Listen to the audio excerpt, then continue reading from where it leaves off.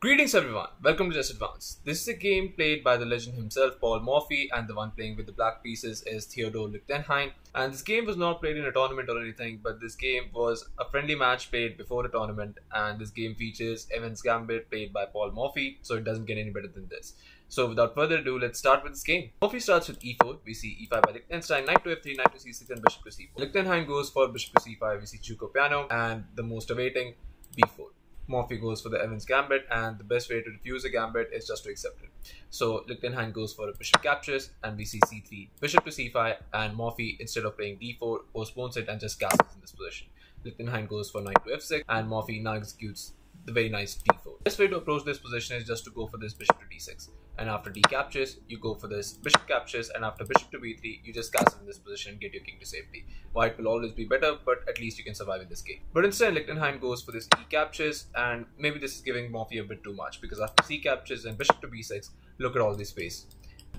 And giving this position to a player of Morphy's caliber right from the opening, it's just very difficult to hold. So Morphy just goes for the kill as he goes for e5. And even now, the best way to play this for Lichtenhein is just to go for this knight to g4. And after knight to c3, you go for d6, but just comes bishop to b5, attacking the queen. And once the queen moves, you go for this h3.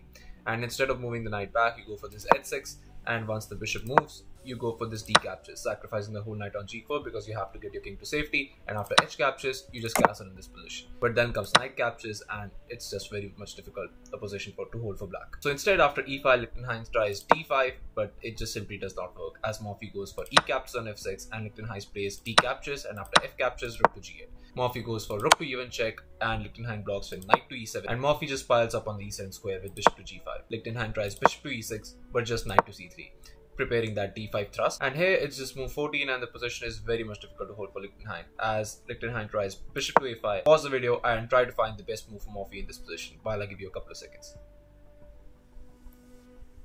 So congratulations to everyone who's able to find this move, and the move is the very nice knight to e4, because now if you go for bishop captures on e1, you just get this very nice knight f6 checkmate, because the pawn covers f8 and the knight covers d7. And it would have been a very nice miniature if it had happened, but Lichtenhein spots this, and instead he goes for this rook captures on g7, making room for king on f8. And Morphy still goes for this knight f6 check, and king to f8 and rook to e5. You could also go for this bishop to h6 instead of rook to e5, but Morphy prefers his rook lifts, and this also comes with the tempo as the bishop on e5 is under attack. So Lichtenhein goes for c6, defending the bishop, but now just bishop to h6, pinning the rook. And Lichtenhein tries knight to f5, and you could also capture the rook, and it's completely winning. But Morphy goes for the very fancy line with rook captures on e6, and after f captures, Morphy goes for this knight to g5. Threat being that if you go for this queen captures on f6, you get this very nice knight captures on h7 with a very nice royal fork. So after this knight to g5, Lichtenhein tries the very valiant defense with king to e7, but Morphy just plays bishop captures on g7, and after knight captures, Morphy goes for this queen to f3. And even now, Lichtenhein can save the position with a move like bishop to d2, and it's a very difficult move to spot in such a tough position. The point being that after rook to b1, going for that b7 pawn, you just play b6, and after knight up to e4, you just trade down. Bishop captures, knight captures, and just go for this queen to e8, not allowing any queen to f7 jumps, and the game goes on with white being a little bit better.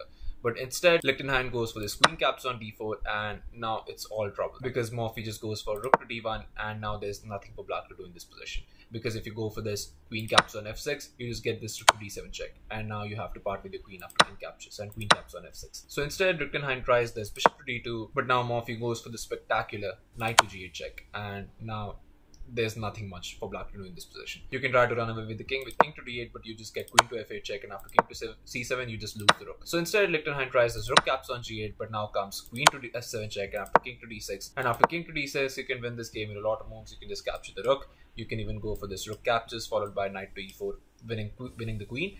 But Morphy prefers to give his opponents a chance to resign, so Morphy just calmly plays knight to f3, and it was on this move, on move 26, that Theodore Lichtenhein resigned the game. And definitely, what a brilliant game for Morphy in this position. So yeah, thank you all for watching. I'll be coming up with another amazing game from the chessboard, so stay tuned for that, and I'll see you guys very soon. Thank you all.